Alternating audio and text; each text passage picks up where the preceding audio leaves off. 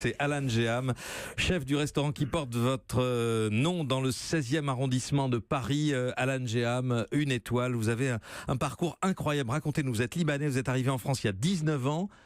À ce moment-là, sans rien savoir de la cuisine.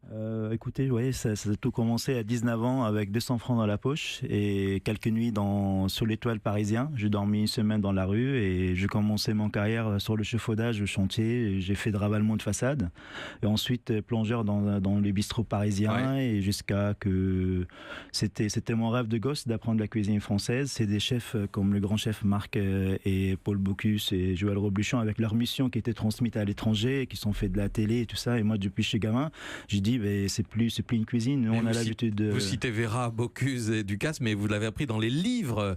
Cuisine sans école ni formation. J'avoue, j'ai l'impression que je suis encore dans le nuage, dans le rêve. Là, je vois, je suis avec les grands chefs ici. On est face à face chez vous. Je ne crois pas du tout, en fait. Voilà. Je ne réalise pas encore qu'est-ce qui est en train de m'arriver. C'est pour ça qu'il est bon. C'est pour ça qu'il est bon, il n'a jamais appris dans la cuisine. Vous savez que nous sommes le seul chef 3 étoiles autodidacte. Ouais. Moi, j'ai appris avec les livres et derrière le cul des vaches de mes parents. Ouais. Mes parents étaient paysans, 25 ans. Hein. Mais c'est extraordinaire. Alors, vous aviez cette curiosité, il faut quand même l'avoir au départ. Et ensuite, quel livre vous avez appris des recettes, des savoir-faire de plus en plus difficiles Je commençais à travailler sur la plonge. J'ai toujours l'œil un œil sur la machine à plonge, un deuxième œil sur le cuisinier, qu'est-ce qu'il est en train de faire. Ouais. Et à chaque moment, il y avait une opportunité à aller faire une entrée ou un dessert. Je sautais sans poser de questions, sans juste demander l'autorisation. J'ai toujours donné un coup de main dans le partage avec l'esprit d'équipe. Et petit à petit, je commençais à dégrader un peu le niveau et j'ai pas eu la chance de faire des écoles comme Médéric ou Ferrandi, mais j'ai eu la chance d'avoir une maman qui m'a appris d'aimer les gens, à cuisiner pour eux, à cuisiner avec des passions, avec d'amour. Mais là, aujourd'hui, on est en phase d'entrer dans les guides Michelin, on a besoin un peu de technicité. Et c'est vrai, la cuisine française, il y a beaucoup de techniques. Je pense que c'est le meilleur technique au monde. Ouais.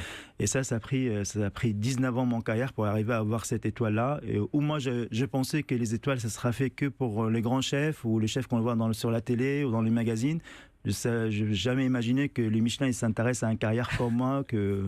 Alan Géham, c'est la tradition française que vous maintenez dans votre assiette ou il y a une part de cuisine libanaise que vous y avez apportée? La question, qu'est-ce que ça a changé? Pourquoi maintenant j'ai eu l'étoile que pas avant? Avant, je n'assumais pas mon histoire, je n'assumais pas mes racines. J'ai toujours caché derrière des produits qui ne m'appartiennent pas, des produits asiatiques, des produits italiens ou espagnols.